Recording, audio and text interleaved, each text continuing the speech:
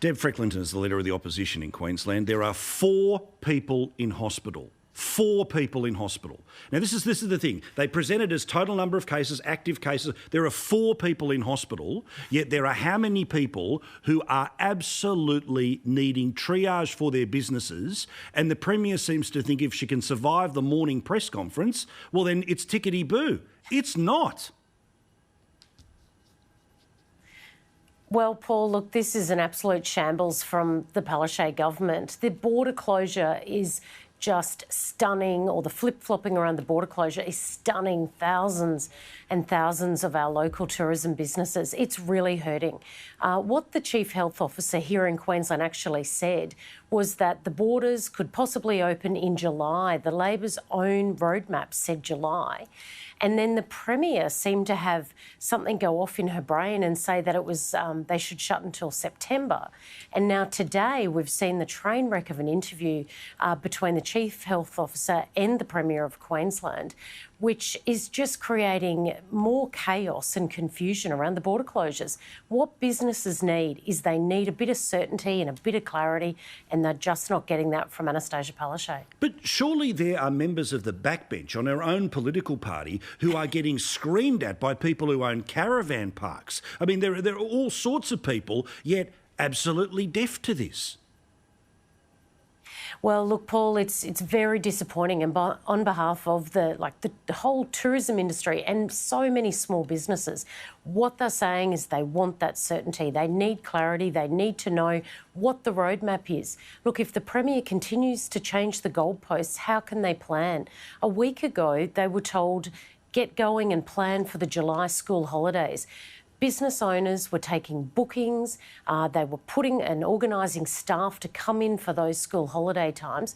And now what we're going to see, Paul, is we're going to lose those tourists down the border over towards Coffs Harbour and probably Byron Bay. I mean, what we need in Queensland is we need the hard-earned dollars to be spent right in Queensland, and that's exactly why I've been, calling for this clarity and certainty. If the Premier's going to say July, don't change it until September. And now today, thankfully, we've had clarity from the federal Deputy Chief Medical Officer, who has actually said there is no health advice that says the borders should be shut. Yeah. We've seen it in Queensland before. The Premier had no health advice to shut the schools, and she shut them anyway. The Premier has no health advice to say that this border will remain closed past September, but yet she's staying strong on it. So, look, it's just unacceptable. Well, this is the thing. I don't understand why she thinks that strengthening leadership is pig-headedness. Strengthening leadership is to do something on the way in and on the way out. But, maybe it's just this idea that if I hold the 8:30 briefing every morning, somehow I deny you and the opposition a chance. It just seems there's something else at play here that's not about the virus. Well, it doesn't cut the mustard for the thousands of business owners. I can tell you Queensland relies on our tourist trade. We've got the most incredible tourism offerings here in Queensland, which is why I was saying to the government, how about you do a marketing campaign? Put $200 million into a tourism marketing campaign. We're going to be fighting with all these other states to have our share of the marketing campaign. And yet we've got the borders closed, we've got a Premier that won't give our tourism sector the certainty and the clarity that they've been screaming out for.